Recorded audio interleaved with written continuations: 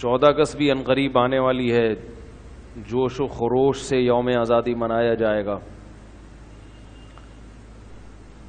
یوم آزادی کے حوالے سے کچھ باتیں آپ کے سامنے رکھنی ہیں۔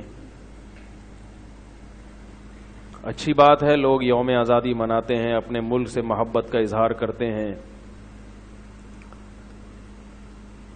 ہم بھی ہر سال 14 اگست کے موقع پہ کوئی نہ کوئی ایونٹ رکھتے ہیں، کوئی ایسا پروگرام رکھتے ہیں جس سے لوگوں کے اندر ملک کی محبت پیدا ہو۔ لیکن یہاں ایک بات کا سمجھنا بہت ضروری ہے،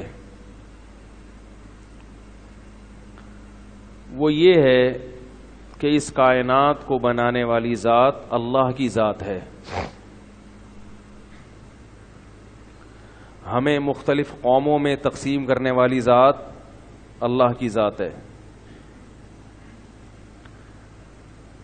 بعض لوگ ملک کی محبت میں حدود سے تجاوز کرتے ہیں، بلکہ یوں کہنا چاہیے کہ ملک سے محبت کے اظہار میں حدود سے تجاوز کرتے ہیں۔ ان کو یعنی محبت نہیں ہوتی، مگر محبت کا جو اظہار کا انداز ہوتا ہے اس سے ایسا لگ رہا ہوتا ہے کہ ان سے بڑا محب وطن کوئی ہے ہی نہیں، لیکن وہ ملک کی بنیادوں کی دھجیاں اڑا رہے ہوتے ہیں۔ 14 اگست کے موقع پہ آپ نے دیکھا ہوگا، بعض مواقع پہ، بعض جگہوں پہ نوجوان لڑکے اور لڑکیاں خوب ہلا گلا کر رہے ہوتے ہیں، ڈانس کر رہے ہوتے ہیں مکس گیدرنگ کے ساتھ۔ ان کو انٹرٹینمنٹ کا ایک موقع مل جاتا ہے، لیکن یہ جو ہماری نئی نسل ہے یہ کنٹرول سے باہر ہو جاتی ہے۔ یہ بات خوب اچھی طرح ذہن نشیں کریں کہ ہم سب سے پہلے اللہ کے ہیں جس نے ہمیں بنایا،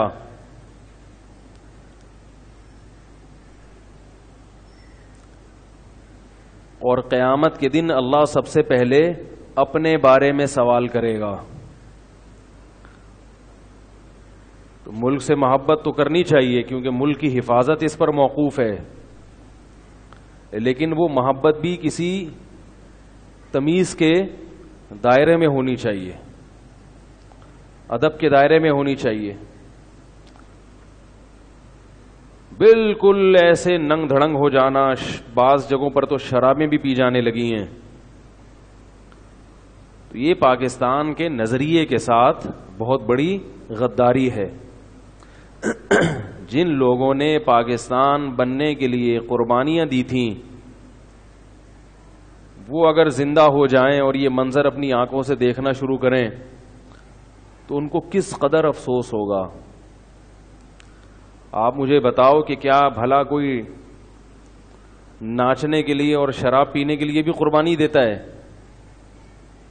کتنے لاکھوں لوگ کٹے ہیں جب ہندوستان اور پاکستان ڈیوائیڈ ہوئے ہیں۔ اللہ نے ہمیں ایک ریاست دی جس میں ہم اسلام کی بات تو کر سکتے ہیں، اسلام پر عمل نہ بھی کریں تو آواز تو اٹھا سکتے ہیں کہ ہمارا ملک ہے۔ دنیا کی ہر ریاست ایسی نہیں ہے جس میں آپ اسلام کی آواز اٹھائیں۔ پاکستان وہ ریاست ہے جس میں آپ اسلام کے لیے آواز اٹھا سکتے ہو۔ جو آپ کی آواز کو کچلے گا وہ ظالم کہلائے گا۔ تو اس لیے بات میں یہاں سمیٹتا ہوں، جو اصل موضوع ہے وہ میرا یہ نہیں ہے، یہ چھوٹی سی بات تھی جو ذہن میں تھی کہ 14 اگست آ رہا ہے تو بالکل مادر پدر آزاد نہ ہو جائیں۔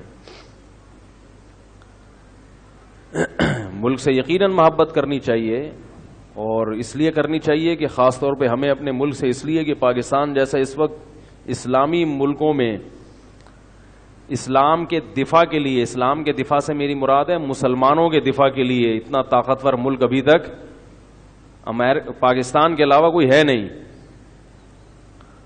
اگر پاکستان اللہ نہ کرے راستے سے ہٹ گیا تو آگے پھر اسلام دشمن قوتوں کے لیے ریاستوں کو ہڑپ کرنا کوئی مشکل کام نہیں ہے۔ یہ پاکستان ہے جو کباب میں ہڈی بنا ہوا ہے۔ اور ایک بات خوب اچھی طرح کان کھول کے سمجھ لیں پہلے سن لیں پھر سمجھ لیں, ٹھیک ہے نا. آپ کہیں گے کان کھول کے سمجھیں گے کہاں, سنیں گے نا. وہ یہ ہے کہ جو بڑی طاقتیں ہوتی ہیں وہ ریاستوں کو ہدف بناتی ہیں, کیونکہ ان کی سوچ بھی بڑی ہوتی ہے. اور جو چھوٹی ذہنیت کے لوگ ہوتے ہیں ان کو ریاستوں سے فکر نہیں ہوتی, وہ 2-2, 3-3, 4-4 فرد کا سوچ رہے ہوتے ہیں. سمجھ رہے ہیں, یہ کیا ہو رہا ہے, یہ کیا ہو رہا ہے, وہ بگڑ گیا, وہ بگڑ گیا, وہ یہ سوچ رہے ہوتے ہیں. مثلا ہم جب کسی سے بات کرتے ہیں کہ بھائی ملک کو بچانے کی فکر کرو, تو لوگ یہ کہتے ہیں کہ کیا کچھ نہیں ہو رہا ملک میں, شرابیں پی جا رہی ہیں, طوائف خانے چل رہے ہیں. آپ افراد کو دیکھ رہے ہو اور ہم کسے دیکھ رہے ہیں, ریاست کو. کیونکہ ریاست اگر ختم ہو جائے تو پھر یہ طوائف خانے چھوٹا مسئلہ بن جائے گا, ہر گلی محلہ طوائف خانہ بن جائے گا. ابھی اگر کوئی خیر نظر آ رہی ہے نا, خیر, وہ بھی اس لیے کہ ریاست محفوظ ہے. آپ کو شر تو نظر آ رہا ہے ملک کے اندر, جو خیریں ہیں وہ آپ کو نظر نہیں آ رہی. یہ خیریں ختم ہو جائیں گی, برباد ہو جائیں گی. بہت مشکل ہے سمجھانا, کیا کریں. دیکھو جب خلافت عثمانیہ تھی, ایک بہت بڑی ریاست تھی مسلمانوں کے پاس, اس وقت جو شر پسند لوگ تھے ان کو ترکوں کی برائیاں نظر آ رہی تھیں, لیکن ترکوں کی وجہ سے جو اسلام کا نام دنیا میں بلند تھا اس سے وہ نظر انہوں نے ہٹائی ہوئی تھی. وہ کہتے تھے ترک قبر پرست ہیں, ترکوں میں یہ بدعتیں ہیں, یہ مسئلہ, یہ مسئلہ.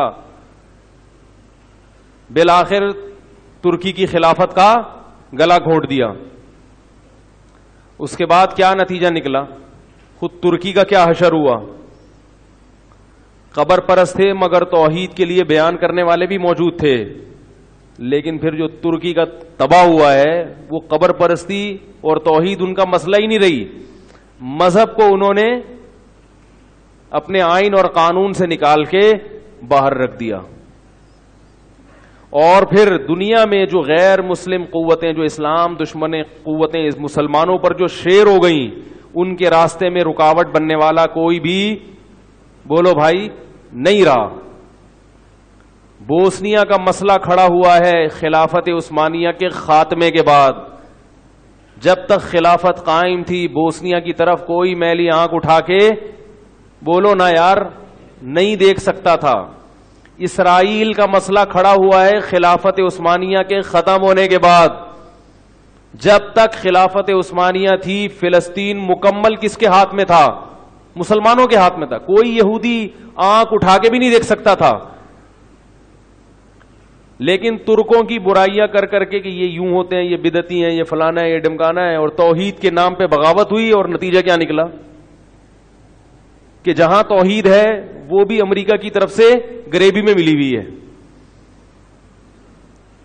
یعنی مسلمانوں کا جو سب سے بڑا مرکز ہے وہ امریکہ کا سب سے بڑا غلام ہے.